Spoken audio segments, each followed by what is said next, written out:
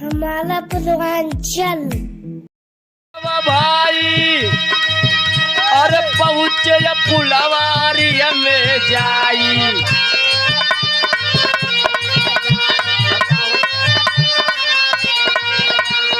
राम राम अरे हो मोरे रामा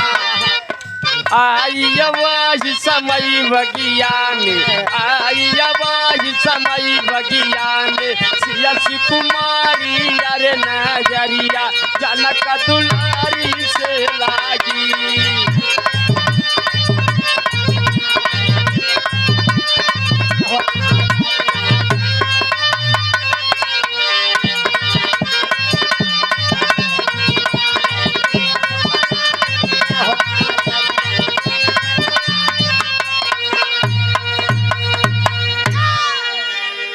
सुने वाले बड़का भैया राम सीता के देखे सीता राम के गौरी माई के पूजा कई के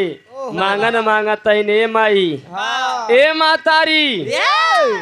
जे काम पहली बार बगीचा में देखे हाँ। फुलवारी में देखे बाबा अगर नहीं दुल्हा के रूप में मिल जाते हमरो जीवन बीत गया बाबा यारी देखा धनुष के रखे राजा जनक महाराज सब आए बैठे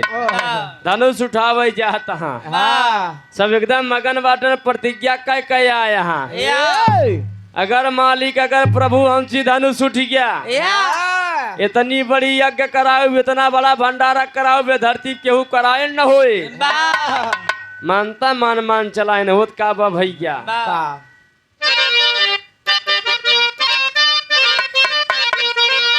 सेहरवा सर पे बांधे दुल्हन रामा रामा रामा रामा यार मोरे रामा सेहरवा सर पे बांधे दुल्हन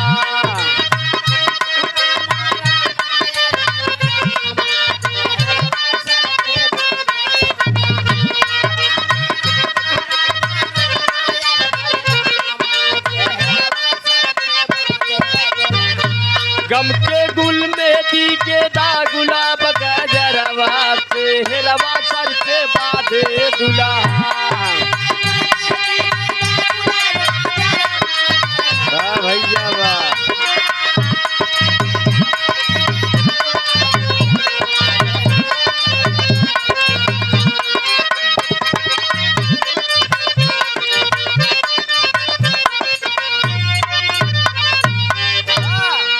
ये शरीरी बच्चों जोर न पड़े बड़का भैया सारा काम रिमोट से होता बा हाँ भैया सब हाथे से काम होता बा आजकल मन ये नलका से पानी नहीं भर पावता वो बटन से दबावता एक लोटा एक गिलास से काम बा तो 2 बाल्टी पानी अड़ात बा बे मतलब देखे कोनो मतलब ही नहीं बा हाँ मास्टर भैया गम के गुल मेहंदी गेदा गुलाब गजरवा सेहरवा सर पे बांधे दुल्हा जो शब्द बार बार आए उसे अनुप्रास अलंकार कहते हैं लेकिन यारी देखा सा धनुष उठावे जाते हैं तो होत का बा मिला है जब श्री राम को अरे गुरु अर कैया देश सुना तोड़े हैं जब धनुष राम जी कहा जनक मीट कले से सुना न बस देव सुमन बरसावाई हरसित ब्रह्म महे से सुन लिखी के पात्रिका जनक भेजवा लिखी के पात्रिका जनक भेजवा अवधपुरी के दे सुना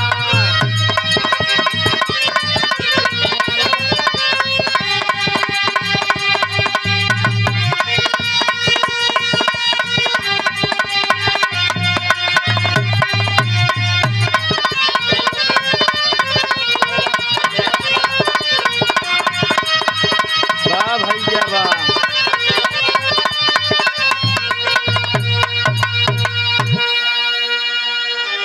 लोग धनुष उठावे जाता है ने बड़का भैया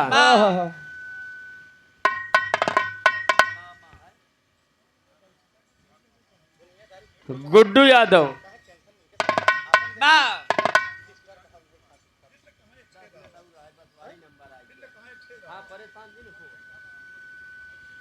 गुड्डू यादव दूल्हे बादशाह जी के परम पूज्य मामा जी की तरफ से हाँ 51 रुपया के आशीर्वाद मालिक सुखी रखे।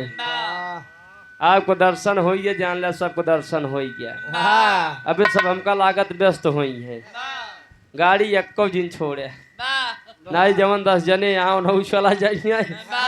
तब हम 2 जने यहाँ गड़बड़ कर पीछे से गाँव। वाह हाँ भैया खटिया बिछाई कर आराम से वाह सुने वाले बड़का भैया। वाह अच्छा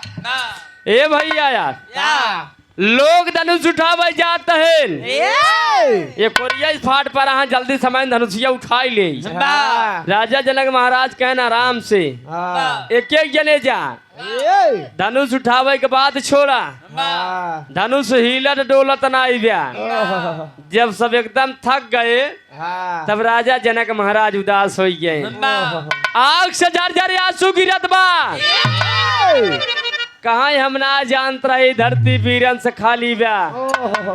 तोरे वीरन के चलतन हमार बिटिया पूरी जीवन कुंवारी रह जाए। इस प्रतिज्ञा कही के हम फंस गए।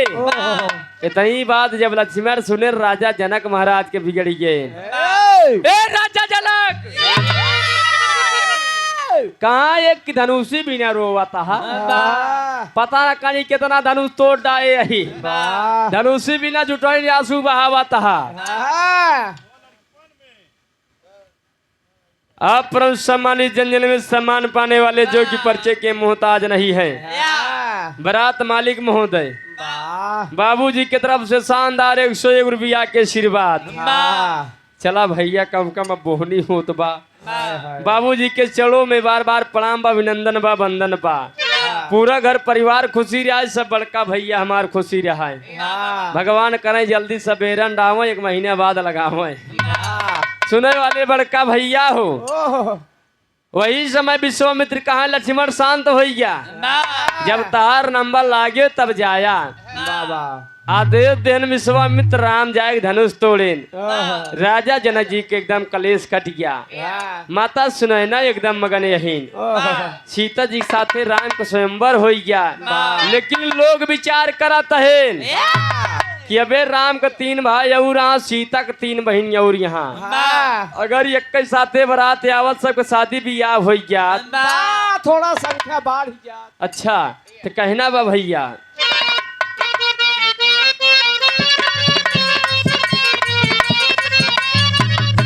कि दशरथ जी कई गद गद छतिया हो, दशरथ जी कई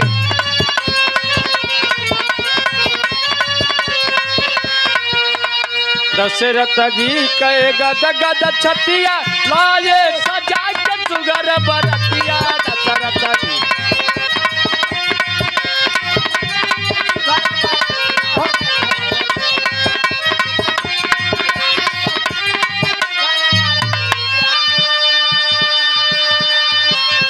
लाए बरात राजा जनक के दुअरवा हो, तेरवा सर से बाधे दुल्हा लाए।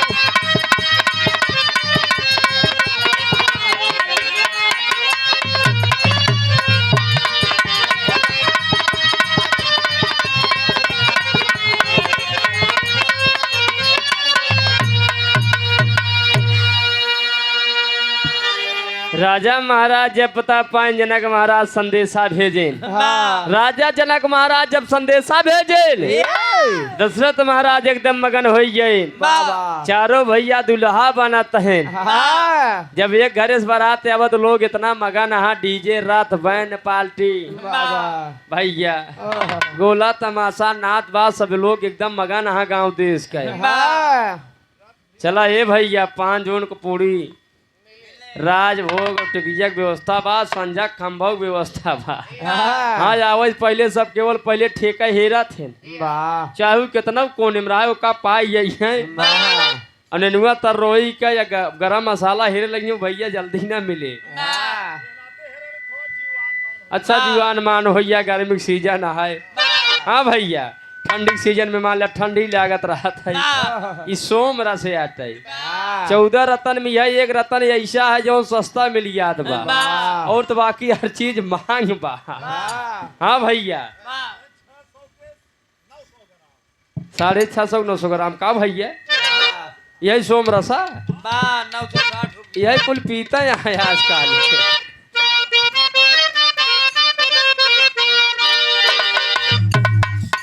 कहा दूल्हा बने है चारों भैया अरे शोभा अनुपम प्यारी जी पूरवासिया सब रूप निहारा का जोड़िया जग में न्यारी सीता की सब सखिया मिलके और गावय मंगल चारी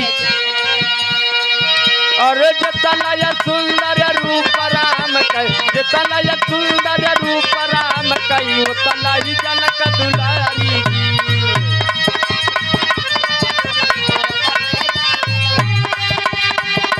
वाह भैया वाह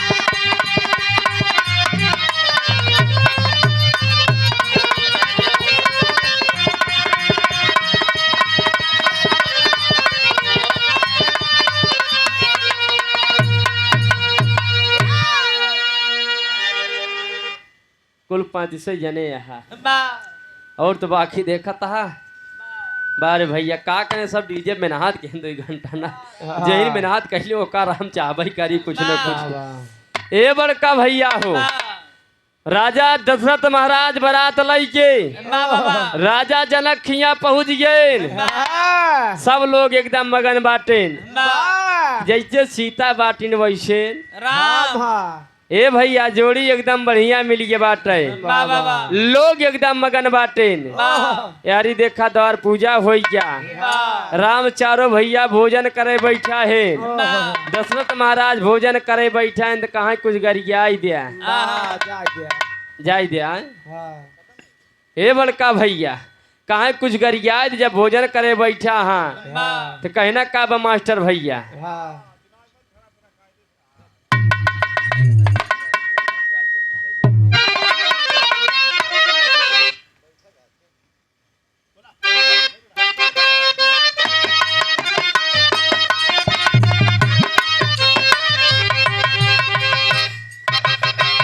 शादी ब्याह हो गया राम भोजन करे बैठा है जब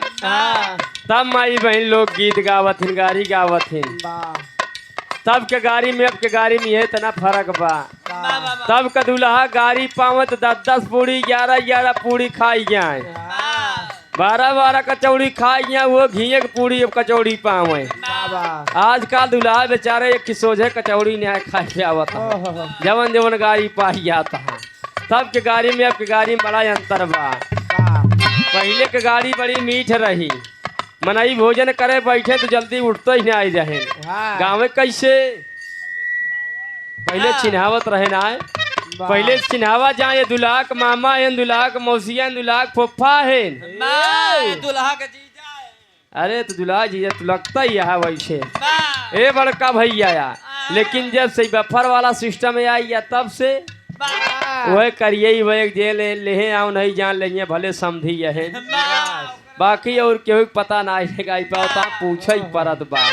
बारे भैया कहना का बा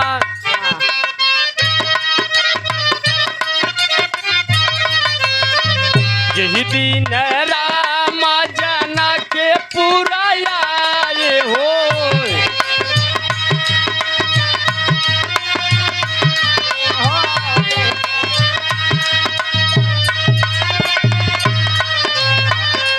दिन राम जना के पूरा आए हो देखा नारी सब नारी सीताराम से बचो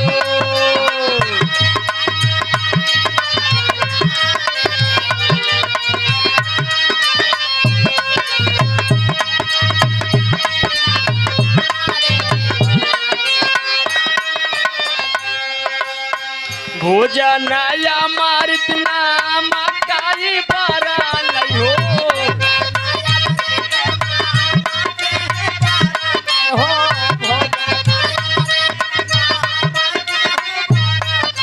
दाला बात तरकारी सीताराम से बजो दाला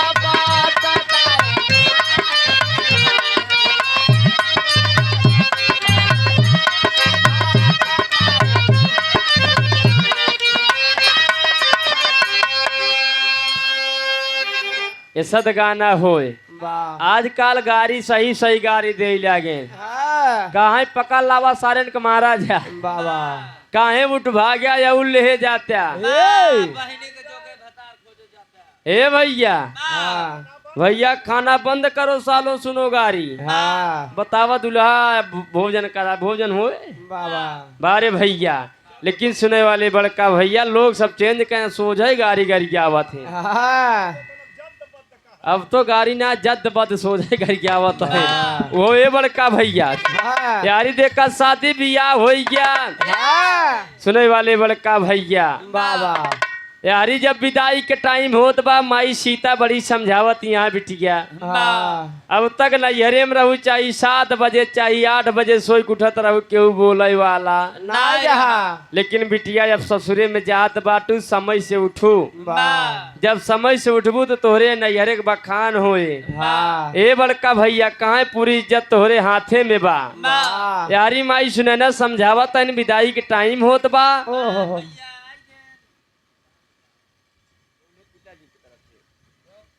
दूल्हे बादशाह जी के परम पुण्य पिताजी की तरफ से हाँ बारात मालिक महोदय जी की तरफ से बाबा दशरथ महाराज जी की तरफ से हाँ शानदार 500 रुपया के आशीर्वाद चलो में बार बार प्रणाम बा आशीर्वाद की प्रतीक्षा बा वाह जब तक गंगा जमुना में पानी रहा है तब तक दुल्हा दुल्हन के जवानी रहे। बार भैया जिंदगानी रहा है जवानी है तो जिंदगानी का अच्छा भैया जरूरी बा ये बड़का भैया यारी देख कर सीता जी तैयार होते हैं जब सीता जी की सखिया रहा वाह कहाँ चली दुल्हा से रच्चे मिल ले मजाक कैले ओहो जाके कहाँ दुल्हा ओहो ए राम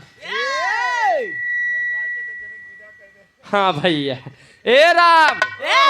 एक दाव घूमे टहरा आया जनकपुर में अपन शादी ठिकवाई ले है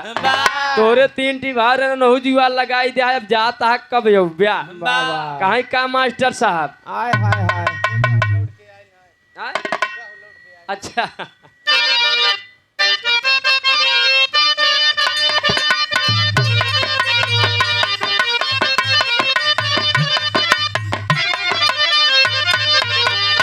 कहीं का हाय हाय अब के गए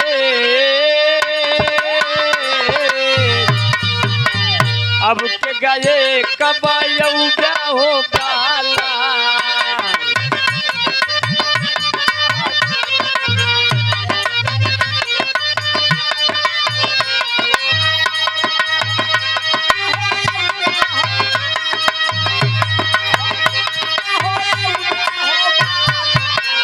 अब के गए कब ब्याह हो पाला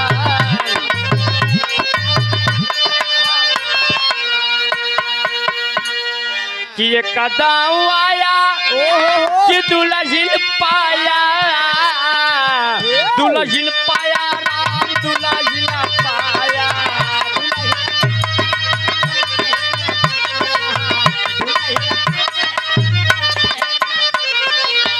कहाँ फिर कब हो प्यार फिर कब हो प्यार कुछ न कुछ पऊ ब्याह हो पाला अब के गए कब ब्याह हो पाला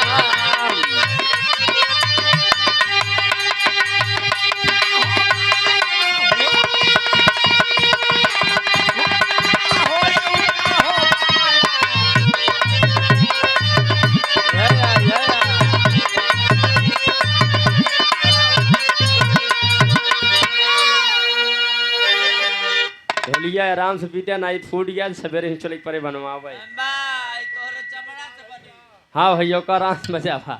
सुने वाले बड़का भैया एक दाव आया दुल्हन पाया फिर कभऊ ब्याह कुछ न कुछ पौब्या हो बाला राम कहाँ जाता है जैसे समय लागे हाँ भैया वैसे लौट के आऊब यारी देखा विदाई हो जाए जनकपुर से सीता जी चारों बहन दुल्हन बन के चारों भाई दुल्हन ले आए कि दशरथ महाराज जब आवत है अयोध्या में बड़का भैया होद का बा पियरी पहन के गुड़ दहू लग सब अपने पतों के इंतजार करत हन होद का बा मास्टर भैया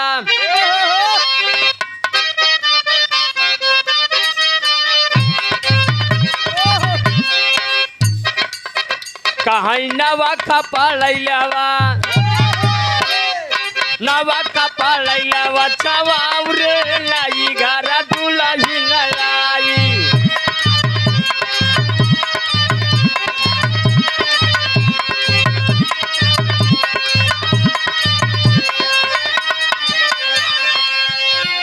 अरे लवा कपड़ैलवा छवाऊ रे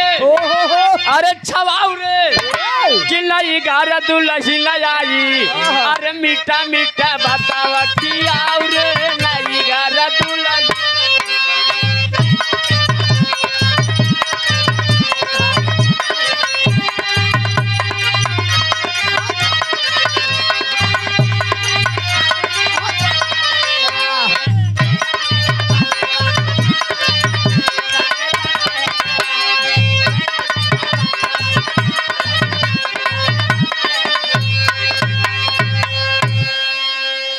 चारों पतो आई जाइने बड़का भैया यार अयोध्या में बड़ा खुशी के दिन बा नहीं कैसा एक बारात रान जेमें झगड़ा ना आई है बड़ा प्रेम से भी या भाई आजकल जानता के कई बारात जाता है भोले बाबा का हाँ जब तक महुआ रानी चढ़िए न तब तक जान ला बारात सफल न हुए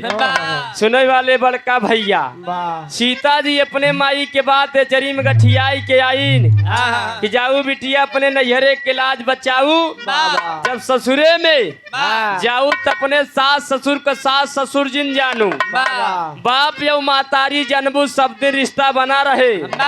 जौने दिन सास ससुर जनबू वही दिन रिश्ता खत्म हो जाए बिगड़ गया आज सीता जी के बड़ा नाम होत बा सुने वाले बड़का भैया ये धरती पे ऐसा काम करा कि सबके नाम होए गुरु घराने के परिचय में कहना बा तो सबके चरण में शीश झुकावा कि आशीर्वाद सब कई पावा त गाँव देवेंद्र यादव माई के सहरवा हो सिरवा सर पे बाधे दूल्हा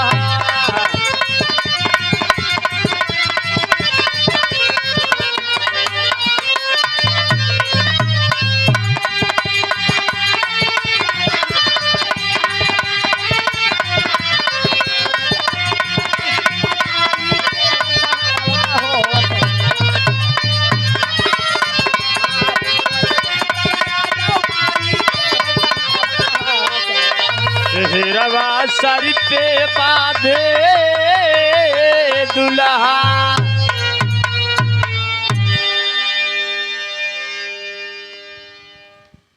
गुड बाय, फिर मिलेंगे।